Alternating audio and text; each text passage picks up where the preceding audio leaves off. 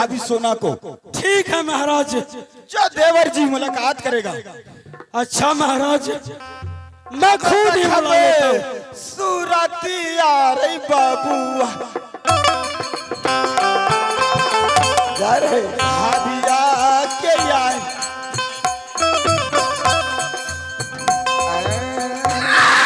देखत ही सूरतिया दूदल भाभिया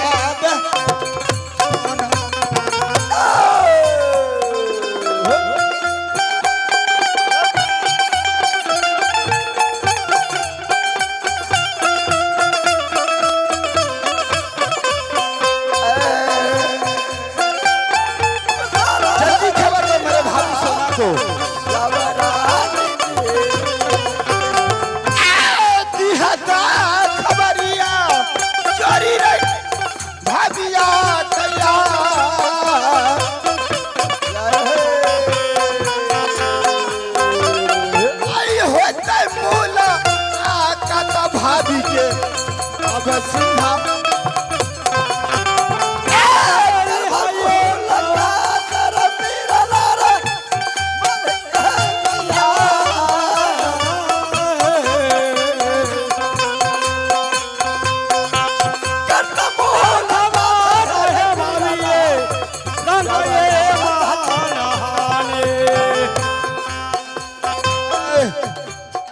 जल्दी खबर करो मेरे भाभी को। मैं बुला लेता हूँ, आप आराम करो, खुद मैं बुला लेता हूँ।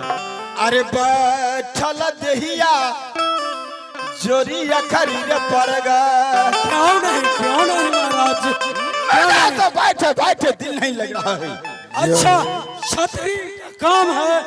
अरे बिगिया चट गया रे तलवार। क्यों नहीं?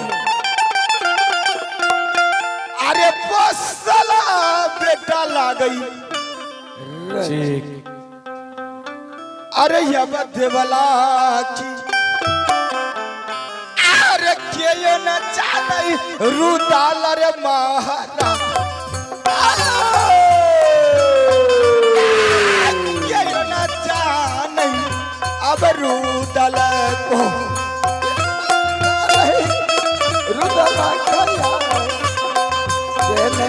जाने मेरा बाबू रुदाल के बड़ा दुलार भाभी गया।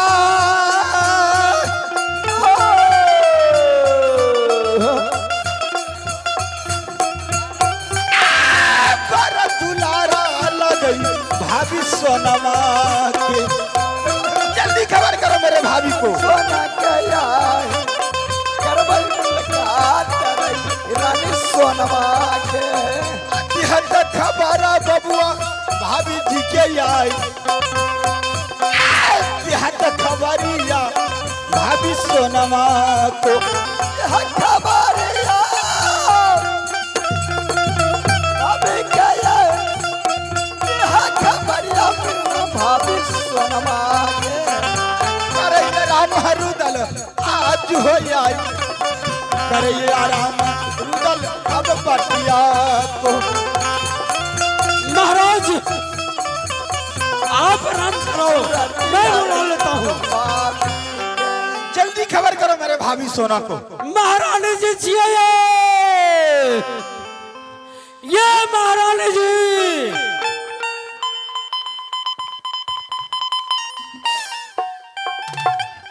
मंत्री अब सुनिए आवाज। मेरा दिल करता है कि अपनी भाभी को कब देख लूं। दीदी सब के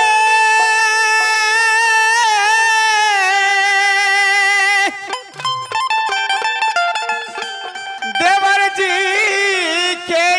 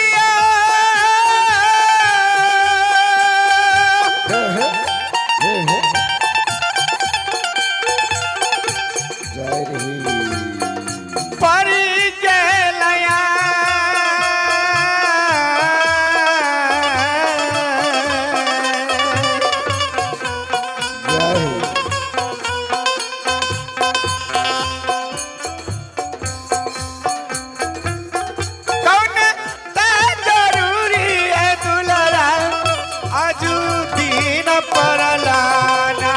प्रणाम भाभी। खुश रहो देवर जी। ये बताए हटा आशी काहे है भाभी जो देवरा क्या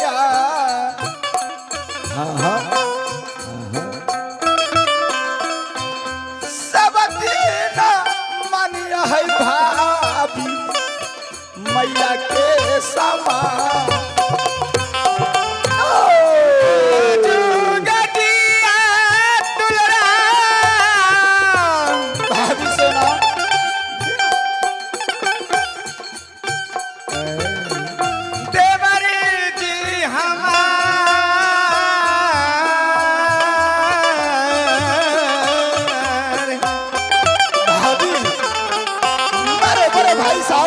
कुशल है भाभी सोना जुग जुग जिया संग मोहबा में है जयहारा सीता गई भाभी है गई देवरा गैया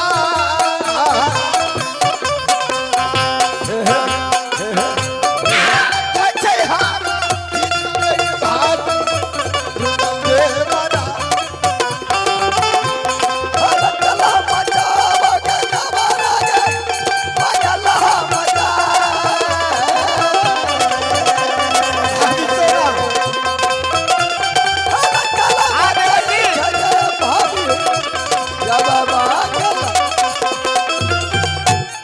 भाभी।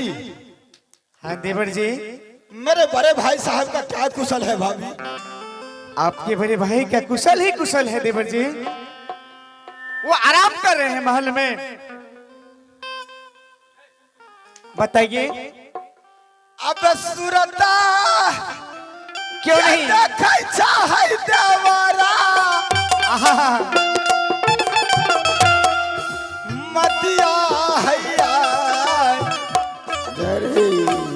क्यों नहीं क्यों नहीं? मतिया भी अगरता भाभी है भाभी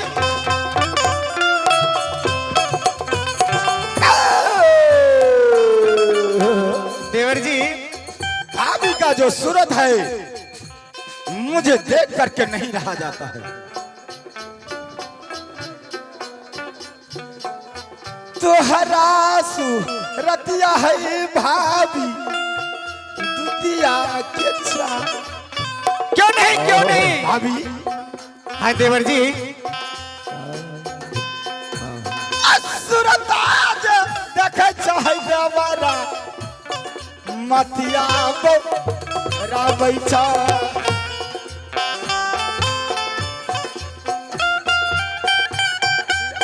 देवर जी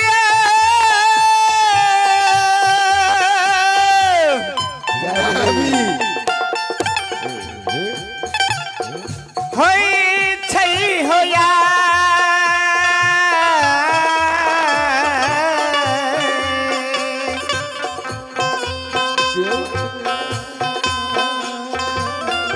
बड़ा मन खुशी है देवर जी हम रानी सोना के नाम। भाभी सोना हाँ देवर जी मुझे ऑर्डर दो भाभी। किस चीज का ऑर्डर? मैं जा करके आराम करता हूँ अपनी सिंह दरबार में।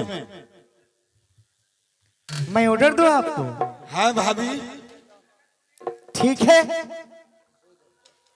तो आप जाइए रंग महल में आराम कीजिए, मैं भी आराम करूंगी। अहे भाभी सुनो हमारी बात टकरा टूटल अपटिया की बात बता बेगर गई रे हमारा रुदल चले पर जान चले रुदल अपटिया की भैया सुनो हमारी बात ये नहीं जाने बदला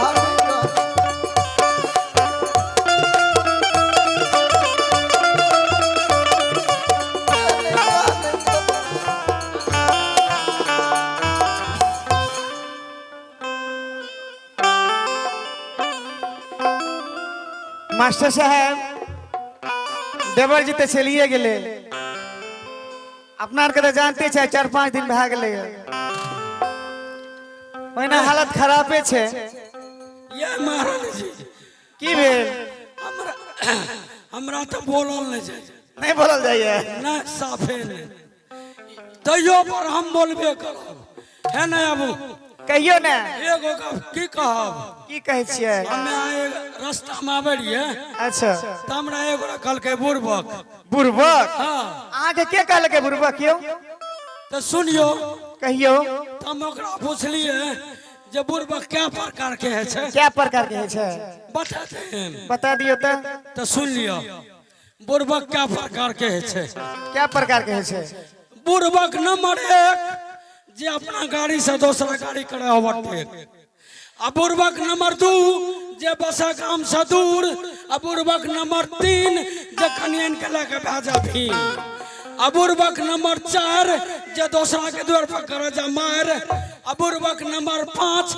जे बिना कहल देखे नाच आ बुड़बक नंबर 6 जे दारू पी के सुतल रहो आ बुड़बक नंबर 7 जे सुने दोसर के बात आ बुड़बक नंबर 8 अपना रहे घर में आ बह के भेजल घर आ बुड़बक नंबर 9 जे गहूम बेच के किनलक जाओ आ बुड़बक नंबर 10 जे कनिया के रहे बस तो हो भाई हमरा पूछलक जे तो कौन बुड़बक छो तो हम कहलिए कि हम छिया बुड़बक नंबर 11 आ कनियन के छोड़ के सार के दबा ए ओ आहार है हो हम ना सुनियो हाँ हमरे लागे बसिया ना करेला हमरा ध्यान नहीं रहले हम कहलिए साइड छिए बुझलिए मजाक क्या लेलू कोनो बात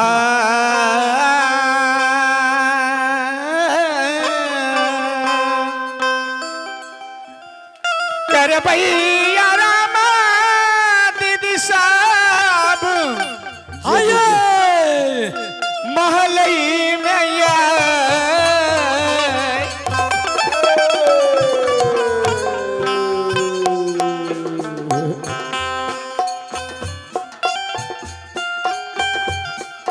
करे भैया राम दीदी साहब रंग महलई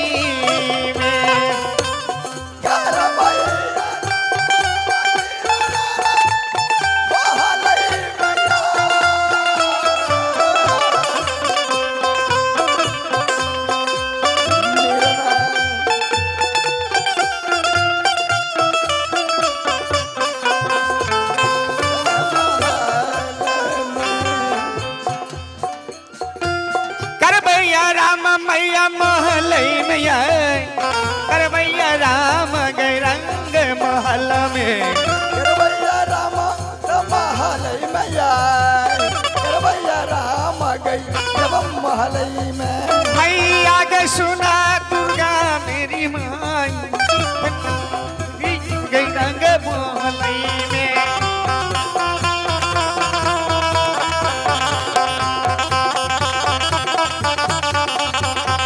मैया के सुन हमारी बात कर भैया राम के रंग मोहलई में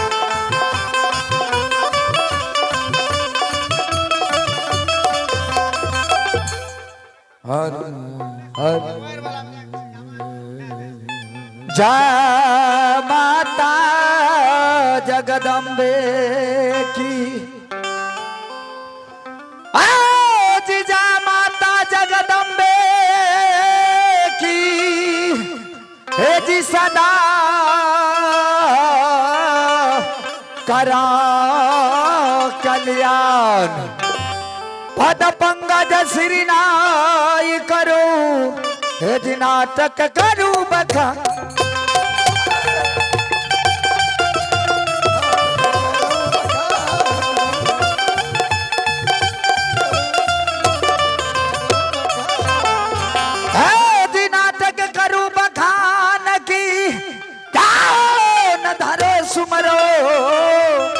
सरस्वती मैया केवल आस तुम्हारी है माता हे जी पारी लगा दे भैया।